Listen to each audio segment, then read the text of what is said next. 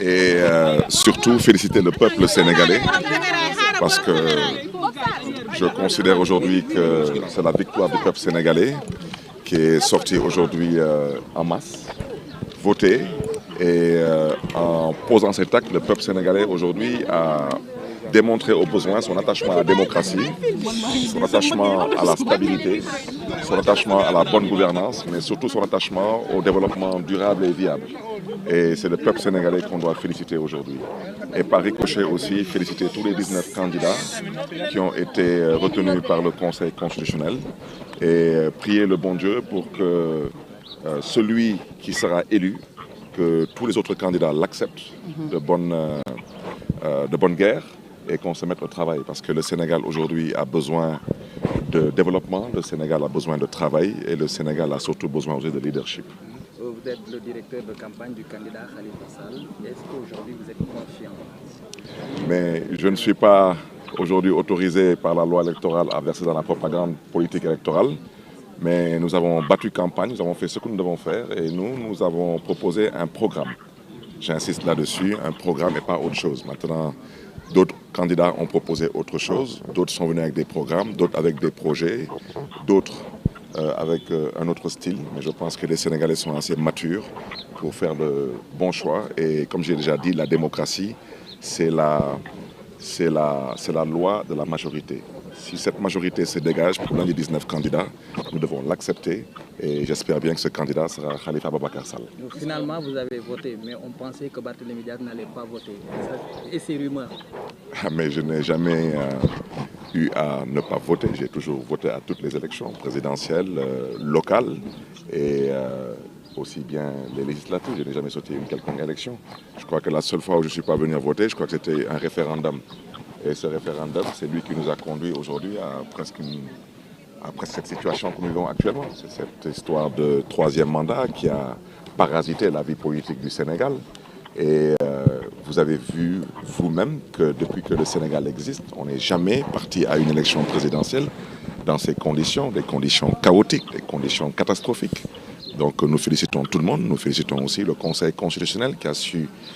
assumer ses responsabilités. Et même si nous avons, je dirais, un petit brin de déception envers le président sortant, mais nous rendons grâce à Dieu qu'il a accepté de revenir à la raison en comprenant que le troisième mandat n'était pas autorisé au Sénégal. Mais nous sommes satisfaits parce que quand on parle d'élection au Sénégal, souvent les gens pensent à de la tension, à de la violence. Et je pense aujourd'hui que sur l'ensemble du territoire, nous sommes satisfaits. C'est la raison pour laquelle je réitère toutes mes félicitations au peuple sénégalais. Et je souhaiterais vraiment que le dépouillement se passe dans les mêmes conditions, des conditions de lucidité, de sérénité, parce que le Sénégal est au-dessus de nos modestes personnes. Nous devons tous le comprendre définitivement et faire preuve de tenue et de retenue. Et nous sommes des croyants. Quand nous sommes des croyants, nous devons comprendre qu'un jour, Dieu nous a donné la victoire parce qu'on cherchait la victoire. Un autre jour, Dieu nous a donné la défaite. Mais ce qui est le plus important aujourd'hui, c'est que Dieu nous permet d'assister à cet événement historique en bonne santé et dans les conditions de pouvoir nous exprimer librement et démocratiquement. ci wolof tey jii nga daal di voté ginnaaw bi nga génnee lan mooy sa kaddu yu njëkk. ginnaaw bu ñuy sant yàlla di jaajëfee askanu Sénégal bu baax a baax parce que tey wane nañu seen taxawaay wane nañu tey seen cofeel ak seen pas-pas pour démocratie pour bonne gouvernance def ko tamit ci jàmm ak salaam te am na ay dëkk yu bëri tey biir Afrique tey lu ñu am nii daanaka ñoom xalaatuñu am lu mel noonu donc bu ñu sant yàlla mooy jaajëfe askanu Sénégal bu baax a baax di ndokkale tamit 19 candidats yëpp yu fi yàlla baaxee ñu mën a bokk ci scrutin bi leen di ñaanal jàmm di leen di jox seen wàccuwaay di ñaan tamit yàlla dépouillement bi tamit ñu mën dépouiller ci même condition yi mooy condition xel bu dal mooy ci jàmm ci salaam te ñun ñëpp ay jullit lañu parce que jullit mooy ku gëm yàlla di julli lu yàlla dogal yàlla na yàlla dogal lu gën ci Sénégal man effectivement nekkoon naa directeur de campagne du candidat Khalifa Ababacar Sall mais ñaan yàlla nañu yàlla may ndam wante ñun ay jullit lañu lu yàlla dogal nañ ci ànd parce que loolu mooy yoon loolu mooy dëgg te di sàkku tamit ci mbokk yi yëpp ñëpp ànd ak dal parce que fii àdduna la lii mbiru politique kese la te tey wax dëgg yàlla sénégalais yi lu ñuy xaar ci ñun ñëpp mooy ñu ànd ak dal ñu ànd ak gëm yàlla ñu ànd tamit ak certes pas-pas mais lu ñuy wooye surtout lucidité ak sérénité te kooku tamit may sàkku tamit ci ñuy organiser élection yi tamit nañu bàyyi xel ci lu askan bi namm donc bu fi kenn def lu ngeen xam ne ni wax dëgg yàlla mën na ñàkk ci démocratie. ay xibaar jiboon na ñu wax ni nekkatoo ci liste électorale yi doo voté mbir moomu noo ko dundee. waaw mais gars yi génne guñu ma parce que am naa benn délai boobu ñëwagul mais loolu mooy àdduna ñëpp xam nañ lu jot a xew ci buntu mairie Mermoz Sacré-Cœur il y a plus de 10 ans de cela ñu jël dossier boobu di ko utiliser comme benn épée de Damoclès tey gis ngeen lu jotoon xew ci buntu mairie Mermoz Sacré-Cœur lu toll ci ñaata Samba Boy presque lu ëpp téeméeru Samba Boy taxaw jàkkaarloo ak man nekk la ñu àtte man nekk la ñu tëj kaso man nekk la ñu daan loolu ban xeetu démocratie la ban xeetu justice la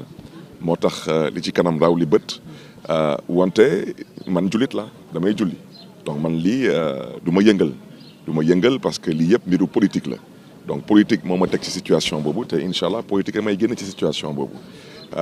may rafetlu tamit que tey ñu bëri te ñu jaayoon leen doole ba génn leen ci fichier bi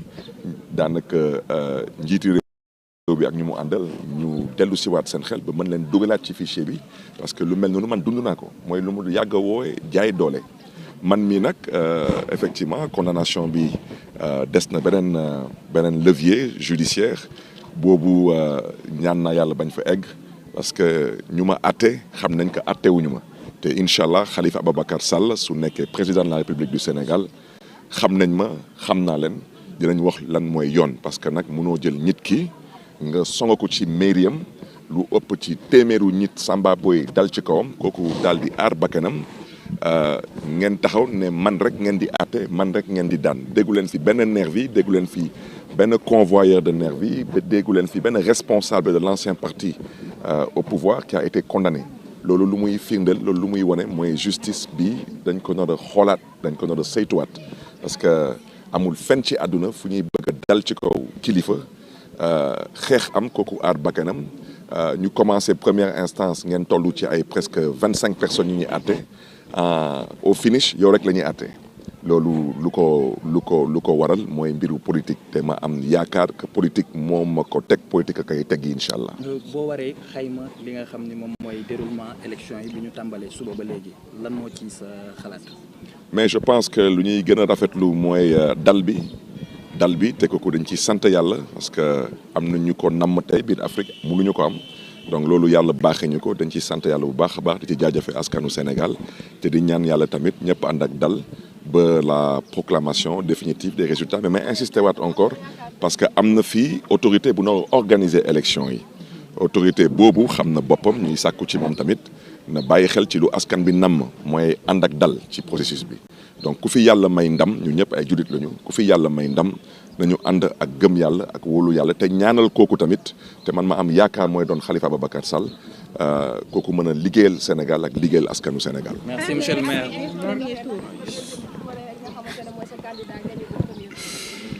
man wax naa leen lu ma xalaat ci démocratie Sénégal tey c'est une démocratie bu mature dama gisul fan la nit di jaar fii ba gagner premier tour man loolu laa gëm. donc